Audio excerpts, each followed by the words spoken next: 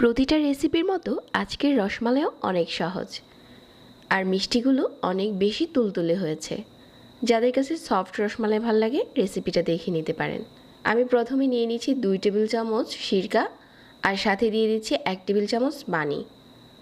আর এখানে 1.5 লিটারের মতো লিকুইড মিল্ক ফুটিয়ে নিচ্ছি। মিল্কটা যখন একবার ফুটে যাবে তারপর চুলাটাকে বন্ধ করে দিতে হবে। চুলাটাকে বন্ধ করে দিয়ে তারপর আমরা পানির সাথে যে সিরকাটা মিশিয়েছিলাম এই পানিটা ঢালতে হবে। এই সময় চুলাটা অবশ্যই বন্ধ রাখতে হবে, তা না হলে কিন্তু ছানাটা হার্ড হয়ে যাবে, ওই ক্ষেত্রে মিষ্টি ভালো হবে না। সিরকা আর পানির মিশ্রণটা দিয়ে দেওয়ার পর কিছুক্ষণ পরেই দেখা যাবে যে এরকম ছানা কাটতে শুরু করেছে।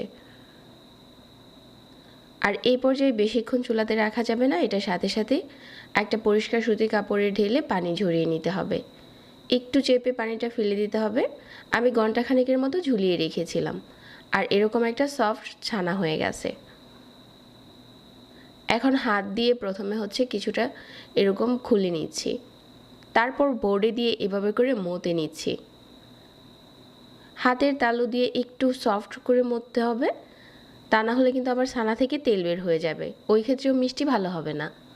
এরকম যখন সফট হয়ে গেছে এখন আমরা মিষ্টির বলগুলো বানানোর জন্য ছানাটা একদম ঠিক আছে। সবগুলো বল যাতে একরকম হয় এজন্য চামচ নিয়ে বানাতে চেষ্টা করবেন। তো এভাবে করে ঘুরিয়ে ঘুরিয়ে মিষ্টির বলগুলো বানিয়ে নিচ্ছি।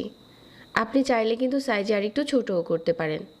তারপর চুলায় আরও একটা পাত্র বসিয়ে আমি এখানে 2 কাপ নিয়ে নিচ্ছি লিকুইড মিল্ক আর সাথে হাফ কাপ চিনি দিয়ে দিচ্ছি।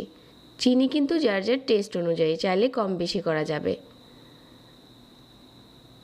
মিডিয়াম আঁচে বেশ কিছুক্ষণ ফুটিয়ে নিয়েছি। আমাদের দুধের এই মিশ্রণটা রেডি হয়ে গেছে আর এখন চুলাটাকে কমিয়ে মিষ্টির বলগুলো দিয়ে দিচ্ছি। মিষ্টির বলগুলো দিয়ে দেওয়া হয়ে গেলে এখন আমি ঢাকনা দিয়ে ঢেকে দিব মাত্র 10 মিনিটের জন্য। আর এই 10 মিনিটেই আমাদের রসমালাইটা রেডি হয়ে যাবে। এখন চুলাটাকে বন্ধ করে দেব। এই রসমালাইটা বানানো এতটাই সহজ যে মিষ্টির বলগুলোকে আপনাকে আলাদা করে শিরাতে দিতে হবে না।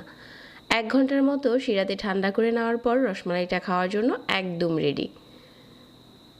খুব সিম্পল আর বলা যায় স্বাস্থ্যকর উপায়ে কোনো কিছু ছাড়াই এরকম একটা রসমালাই আপনি নিজে বাসায় রেডি করতে পারবেন। আর এই রসমালাইয়ের টেস্টটা অনেক বেশি। চাইলে একবার হলেও বানিয়ে দেখতে পারেন। ছোট ছোট টিপসগুলো ফলো করলে আপনার রসমালাইটাও খেতে এরকম টেস্টি হবে। যারা এতক্ষণ সাথে ছিলেন সবাইকে আবারও ধন্যবাদ জানাচ্ছি আজকের রেসিপি দেখার জন্য। রেসিপি ভালো লাগলে পেজ ফলো করতে ভুলবেন না, সেই সাথে আমাদের চ্যানেল সাবস্ক্রাইব করবেন। সবাই অনেক ভালো থাকবেন। আজকে এখানেই বিদায় নিচ্ছি। আল্লাহ হাফেজ।